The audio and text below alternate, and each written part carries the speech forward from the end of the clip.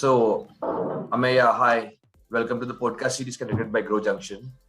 So, let's start by giving a bit of yourself to the audience. Yeah. Hi, glad to be here. So my name is Ameya Shekatkar, and I'm currently working as a product manager with MyGlamm, a B2C e-commerce brand. I've completed my MBA from IIM Raipur in March 2021 with majors in marketing and operations. And my undergraduation is in the field of engineering, industrial and production engineering. And I joined my MBA as a fresher. Great, that's great. So, Ameya, you did industrial engineering and then, without even working in your domain, you chose to join for MBA. So, what made you choose that decision? Okay, so let's get a bit back to our 12th standard. So Great. during the 12th standard, like we took PCM, I took PCM and physics, chemistry, maths as majors, and because of which I had to go into engineering. So I was not pretty sure about which branch of engineering to go into. So at that point of time, I decided to choose college over my engineering branch. I went for a better college and with compromising with the branch that I had chosen. So midway through the engineering, I understood that this is not something which I'm very interested into, and I do not look forward to build a career of say 30, 40 years working into industrial engineering field. That is where the options tried to explore more and more options, and then stumbled upon MBA and understood why it is important to take a degree in business administration, and how is my personality and my skills complementing this particular course. So there were a lot of options, but I decided to go on with the MBA, and then I also got a chance to get into a very good college through CAT. I am Raipur, so went ahead with it.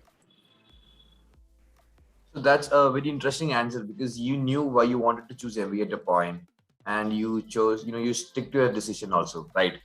That's a great one. So, I would like to know your journey about cracking CAT. So, could you please explain the journey of cracking one of the most important exams of the country? Yeah. So, as I already mentioned, that I knew midway between my engineering that I want to pursue MBA. So, because of that, things were a bit easier for me as compared to other colleagues and friends of mine who started preparing for CAT just before 6 months or 7 months. So, I dedicated about 1.5 years of my Great. Yeah. engineering period for preparation of CAT. I joined a coaching. So at those times, online coachings were not the norm, and offline coachings were the more popular thing. So I joined an offline coaching time, Okay. and got a hang of all the things. So there were basically two options which I had decided to go. I was appearing for both GMAT as well as CAT. Hmm. So mostly the preparation was similar for these particular. The basics were similar, and then Okay.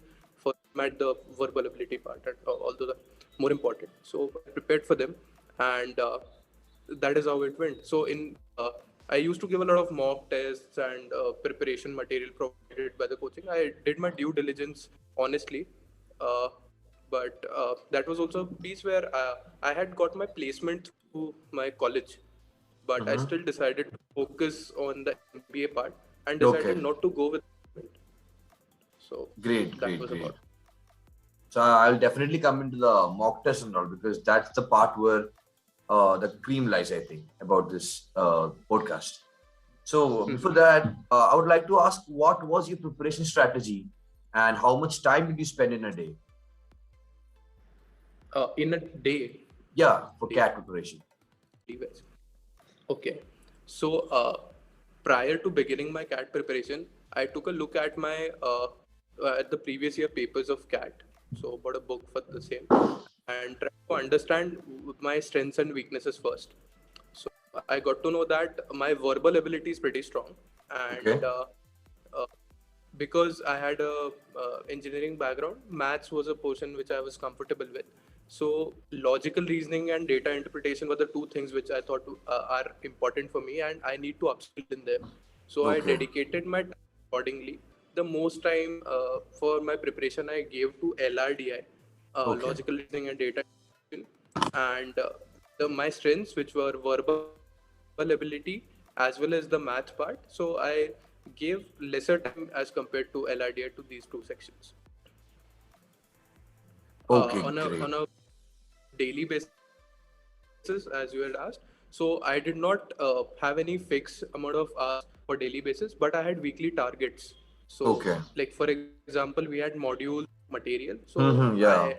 used to set targets. I'll complete these number of modules within this week and move forward in this manner. So I think sticking to your targets every day helped a lot in gaining this college, right? Yeah. So I set weekly targets, Hmm. and I also used to reward myself if I ice cream. If I'm able to hit my target, so I'll get an ice cream Okay. for myself. That so that kind of psychology worked for me. Yeah, I've heard people giving rewards themselves after achieving something, right? So, Yeah. what was your reward which you gave to yourself after each target, maybe? Yeah. So as I mentioned that I used to get myself like ice cream or something Ah, which I really like, great, nice. So, and I also used to give punishments to myself. Like okay, if I'm not able to achieve my weekly target, so I'll not be able to have ice cream for 2 weeks. okay. So punishments. Yeah. So, what was your initial score in the mock test? And obviously, you'll be having a gradual growth, no, after each test. So, how was your growth?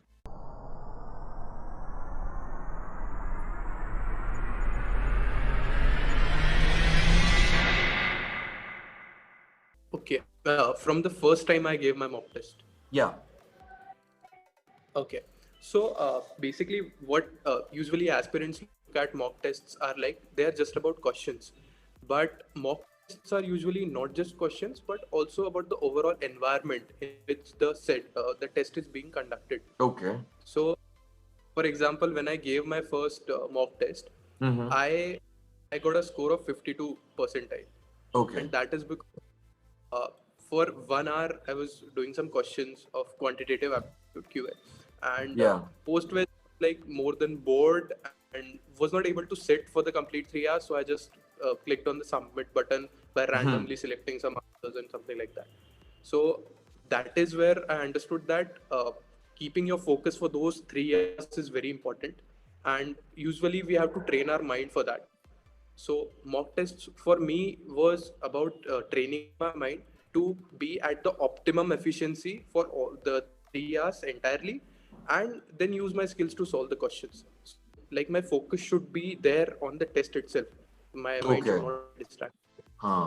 So 52 percentile was where I started, and then as I got in the hang of being there focusing for 3 hours, my score actually grew a lot.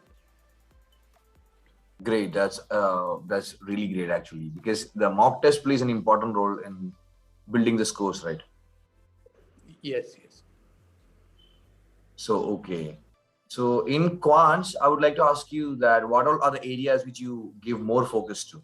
Is it arithmetics or algebra, or what is it that? So basically, I based my strategy on the previous year question papers Yeah. and Okay. tried to analyze previous 5 year papers, and gave the most importance to topics which were recurring and the most frequent ones. So arithmetic was actually one of the topics for that particular year. Okay. Also, probability was a topic which I was not very comfortable with, and it was a lot of questions were being asked from that. So I gave extra effort on covering the probability part, and I also gave some like sector specific mock test or session Yeah. specific Yeah. mock Yeah. test. Section specific, right? Yeah, section specific Okay. for Yeah. the probability, some kind of questions, and so that really helped me in covering up those topics. Nice. So which exam did you find much easier? Is it CAD or is it a different one? and why did you feel that? For the MBA entrance exams you're talking about? Yeah. Okay. So yeah, I gave a couple of exams. As I already mentioned that I was preparing for both GMAT as well as CAT. Yeah. So I gave both of those examinations. Hmm. Also, I gave NMAT for Nasi Munji, ZAT for ZS, Okay. XLR, and yeah. So I gave all of these. So in these particular set of examinations, I found NMAT to be the easiest, Yeah. and CAT was the most difficult.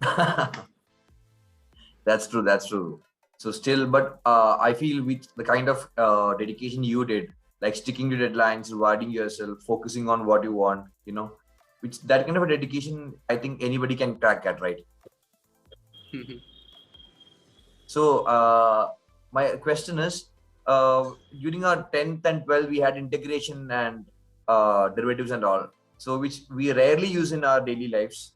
So relating this to CAT, so how do you think solving questions in CAT has helped you in your MBA? Okay, so solving questions in, like, it is not just about questions, I would say. It is more about the journey, like the overall preparation journey that we take. So it is not a Yeah. one day that you just solve a few questions and get into IIM. It is more of a marathon. Like you prepare first for the uh, uh, test part, then you clear the test, then you go to the GDPI round, the group Okay. discussion and views, and post that you are able to get into an IIM if all these particular check boxes are ticked. So Okay. what this actually helped me was not just on the analytical or problem solving skills, but also on my communication skills. So earlier as an engineer, my communication skills were not my forte. I had great Okay. writing ability and written skills, but the communication part, it was not that up to the mark. So during the preparation of CAT, as you have to get into the GDPI, there's no way without it. So I tried to enhance my skills, but this was post my CAT. So once I was Okay. able to, I knew that I'll be able to clear the CAT. So I started preparing for verbal ability part also. Then the preparation for interview really helped me within my MBA also. During my summer internship interviews, most of the questions which I had prepared for my interview for the IIMs also Okay. helped me in internship as well as summer placement. The basics remain the same, right? Like the introduction part, hobby, and all of this. So those parts also helped. So you had a feeling that you were not that good in communication skills, and you told that verbal section was the easiest part in your CAT, right? So how did you manage to score really well in the verbal section while not doing as much as you had in the other sections in your communication skills? Yeah. So when I say about communication skills, there are both written and oral communication skills, Okay. right? So my written communication skills were really good. Okay. Like I also used to host a blog of myself, so I thought that they are up to the mark. So which helped me in CAT, the written test. But for the GDPI part, you have to present yourself in front of a panel. So here, what worked actually for me was that it is not just about the verbal communication. It is also about the non-verbal communication, the body language that you carry, the kind of Okay. actions that you right in front of the panelists. Maybe we are nervous, so what kind of reaction do we do for these particular questions which are fired upon us? So that was a cue for me, and I had to prepare a lot for that because I was being a fresher. I did not understand there was not much tendency for me to absorb pressure. I used to get Okay. nervous very easily, Okay. and in front of a panel which has say 3 or 4 panelists who are very senior professors of various domains in IIMs, it is bound that someone like me would get very nervous. So that was one Yeah. point Yeah. which I tried to get, and this was with the help of mock interviews. I gave a lot of them and it really helped me.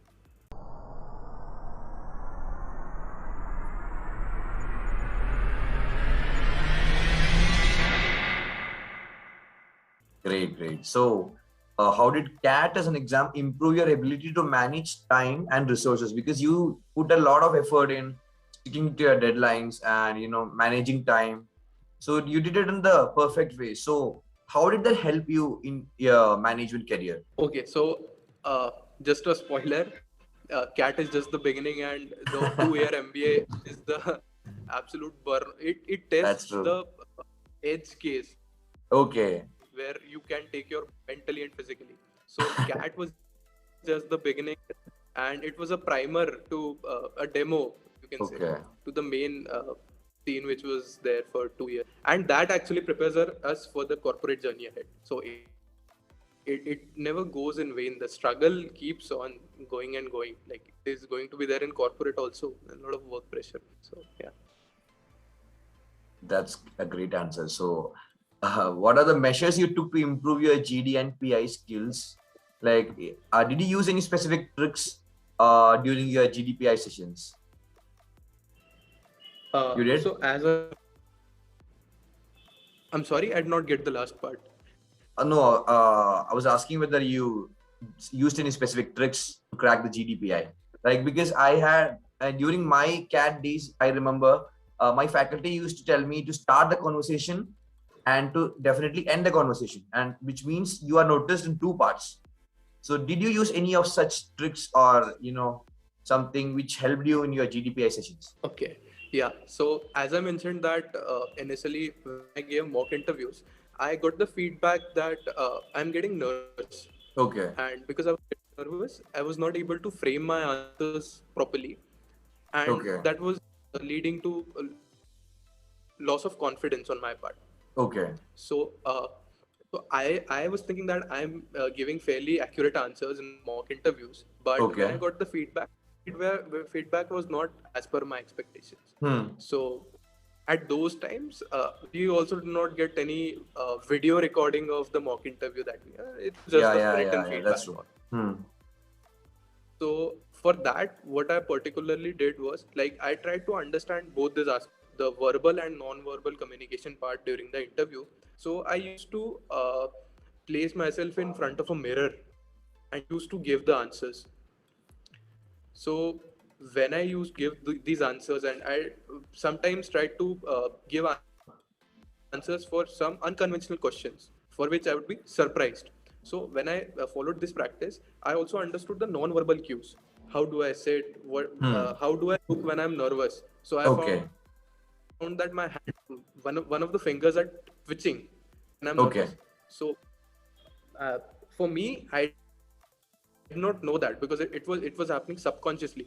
But for the interviewer, maybe it Okay. might be irritating, and he Exactly. would focus on my answer, and actually this was a distraction for him, right? So Okay. I control all these measures. So for the answer part, I followed the general guidelines which were there, right? How are answers framed, the introduction, body, and conclusion. That part I was sorted with. But regarding the nervousness and confidence part, I took this particular measure, and I think it really helps placing Yeah, yeah. yourself in front of the mirror and then trying to give answers. Okay, okay. That's a great trick actually.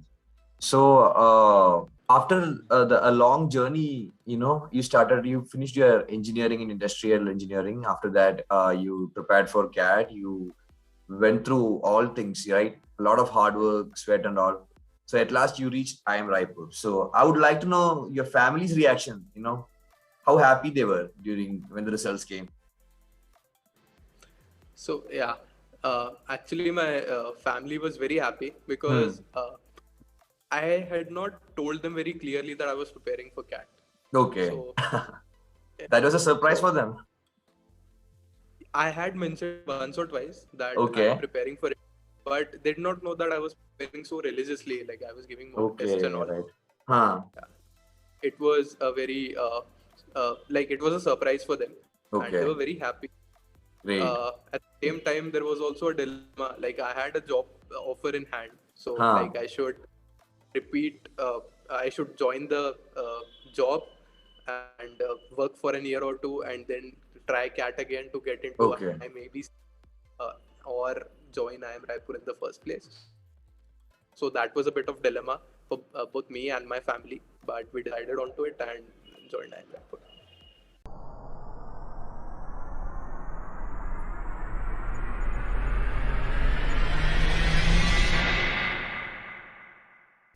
And how was the the time in your college?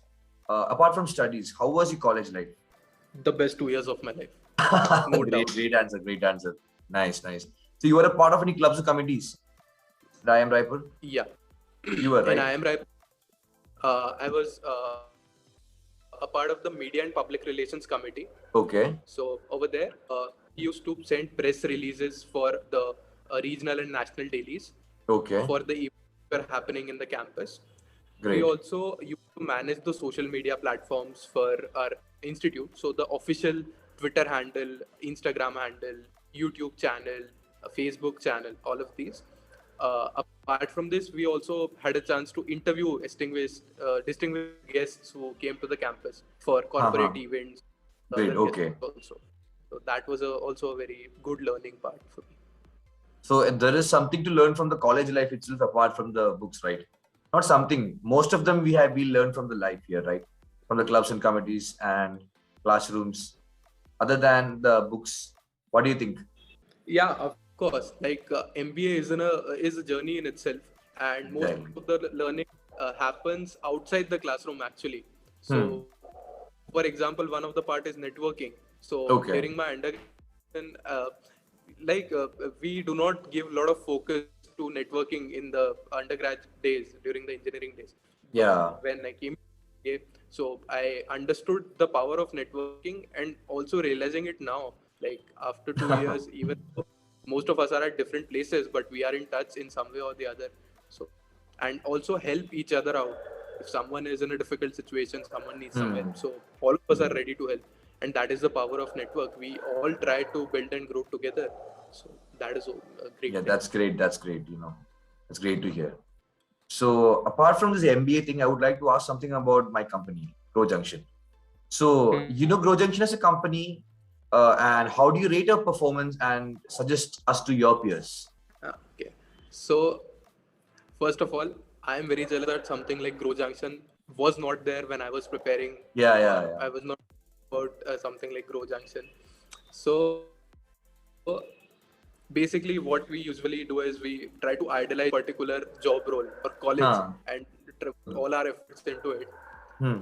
without knowing much about how that role is actually contributing in the organization. Do we actually fit in that role, and Yeah. will be able to pursue the career for say 30, 40 years in that particular role for the rest of our Hmm. lives? I think MBA is one juncture where we will be able to set the tone of the career. It is difficult to change streams, so as to say. Okay. So there was no one to mentor or guide in this particular aspect. Like if there Okay. is someone from the industry who is an expert, who has actually spent a considerable amount of time in that particular domain, he or she would be able to better guide the students or aspirants regarding what are the expectations that they have and what is the role actually offering. So if there is a considerable gap between the two, so expectation setting can be better, or a particular role can be actually suggested to the students, like your personality type, your skills include so and so things. So maybe you can also look at these particular roles. So rather than figuring out things later during the MBA, for example, I was a fresher, so internship was the first time summer internship when I had to take up a plunge and decide what I should do and what I should do. So that was a very confusing for me. So something like Grow Junction would tremendously help students to overcome these dilemmas and actually use the skills that they have learned in theory in practical applications, while also getting mentorship from people who are best in the industry. So I think it's a win-win situation for both. Yeah, yeah, yeah. That's true. That's true. Well put in words. So with this question, Ameya, we are concluding the podcast series with you. So thanks a lot for joining. Thanks a lot for guiding the students. So we'll catch up later. Thank you. Thank you, Ameya. Have a good day.